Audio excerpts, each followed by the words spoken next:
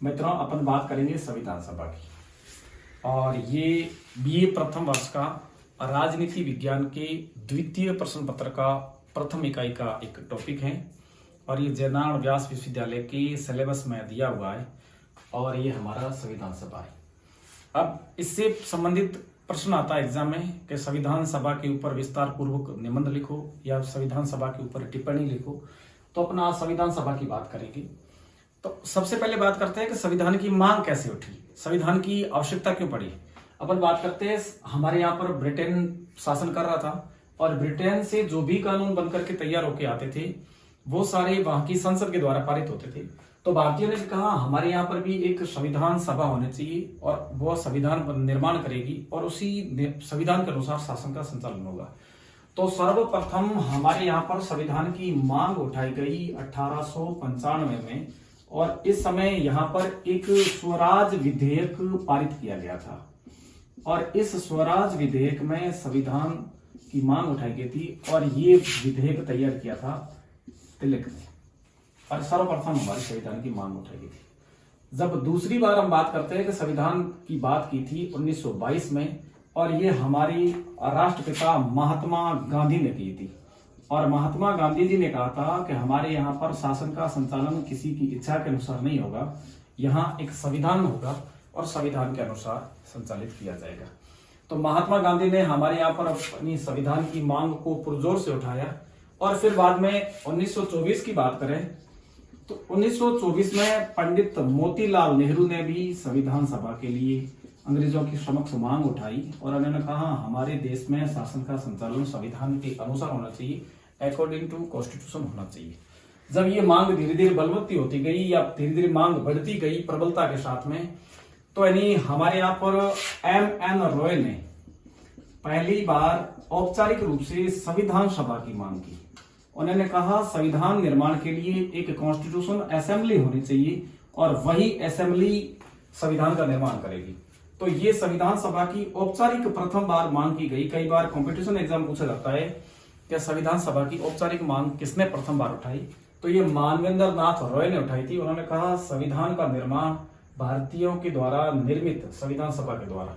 और गांधी जी ने भी इसी बात को कहा था कि भारत में संविधान का निर्माण होगा और वह भारतीयों की इच्छा अनुसार होगा, जैसा भारतीय चाहते हैं वैसे संविधान का निर्माण होगा और उन्हीं के अनुसार संविधान के अनुसार देश के शासन का संचालन किया जाएगा।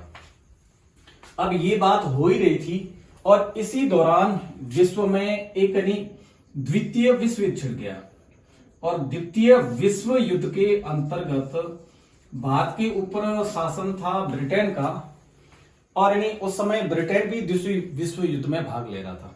और मैं आपको यहाँ शॉर्ट रूप में बता दूं, द्वितीय विश्व युद्ध के अंतर्गत पूरा विश्व दो गुटों में बंट गया, जिसमें से एक तरफ थे मित्र राष्ट्र और दूसरी तरफ थे ध्रुवी राष्ट्र।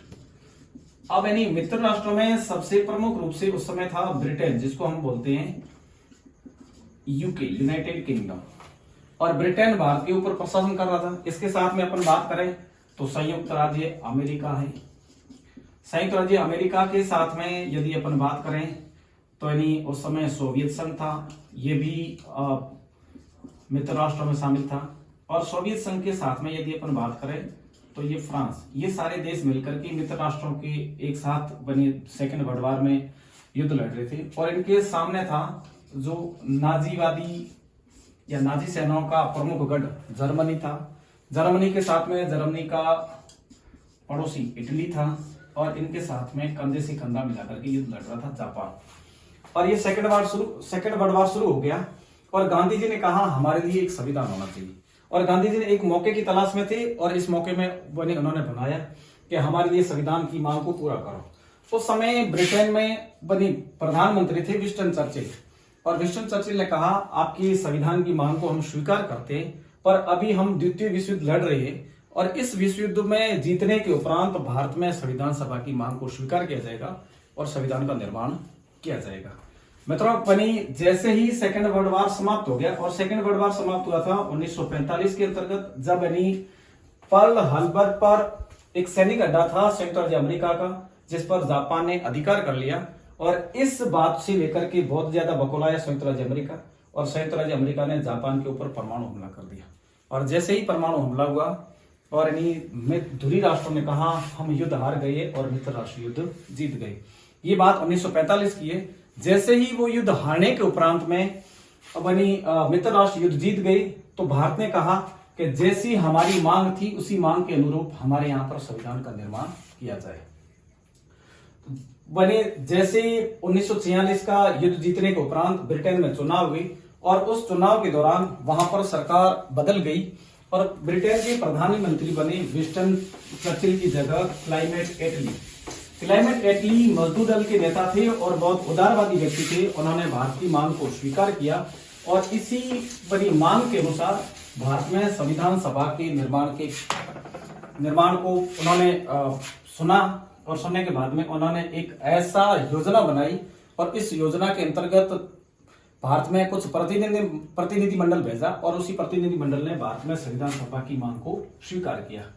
तो उन्होंने 1946 में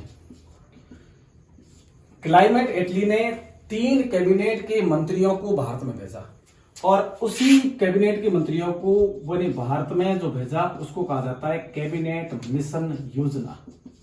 कैबिनेट मिशन योजना। और यह भेजा गया ब्रिटेन के प्रधानमंत्री क्लाइमेट एटली के द्वारा। और ये विंस्टन चर्चिल के बाद में बनने वाले प्रधानमंत्री थे और ये मजदूर दल के थे और वो थे उदारवादी दल के थे। और क्लाइमेट एटली ने अपने 3 कैबिनेट मंत्रियों को भारत भेजा, जिसमें से बनी स्टेफोर्ड क्रिप्स, एवी अलेक्जेंडर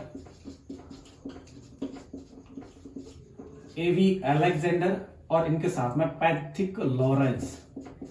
ये 3 मंत्रियों को भारत भेजा और भारत भेज के इनको बताया गया वहां पर जाकर के अध्ययन करो क्या भारत में संविधान की मांग को स्वीकार किया जाना चाहिए और उसी मांग के अनुसार क्या भारत में संविधान का निर्माण किया जाना चाहिए।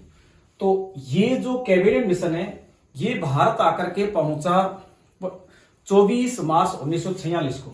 ये दिल्ली आकर के पहुंचा। 3 मंत्रियों का दल है। 24 मार्च 1946 को ये दिल्ली आकर के पहुंचा और दिल्ली आकर के उन्होंने अध्ययन किया क्या वास्तव में भारत में संविधान सभा का निर्माण करने की जो मांग है वो मांग ठीक है या इस मांग के अनुसार यहाँ पर चुनाव हो सकते हैं। तो इस बात का अध्ययन करने के बाद में इन्होंने एक रिपोर्ट प्रकाशित की। वह रिपोर्ट प्रकाशित की 16 मई 1946 को। और इस रिपोर्ट में प्रकाशित करने के बाद में उन्होंने बताया कि 1946 की परिस्थितियां थी वो हम भी सोच सकते हैं। अभी हम 75 वर्ष आजादी के मना रहे, इसमें भी हम चुनाव को निष्पक्ष रूप से इतना संपन्न नहीं कर पाते, तो उस समय तो ये संभव था ही नहीं।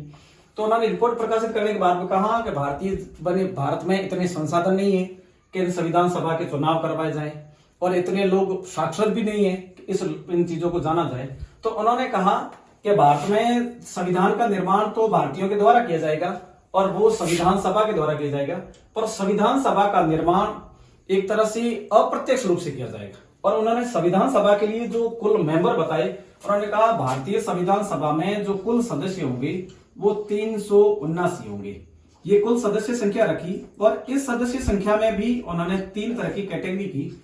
उन्होंने कहा 389 में से जो ब्रिटिश प्रांत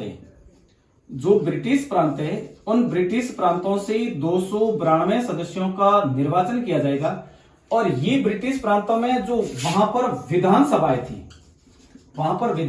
थी उन विधानसभाओं के सदस्यों द्वारा अप्रत्यक्ष भी निर्वाचित किया जाएगा, जिसमें से 292 सदस्य आएंगे।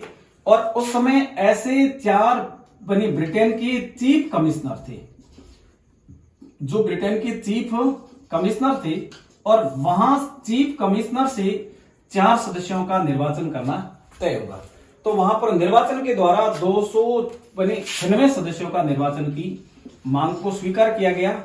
और फिर यदि 379 की बात करें तो जिसमें पीछे बच रहे 93 सदस्य, ये 93 सदस्य उस समय कहा गया जितने भी भारत में देशी रियासतें उन रियासतों से इन सदस्यों का निर्वाचन किया जाएगा।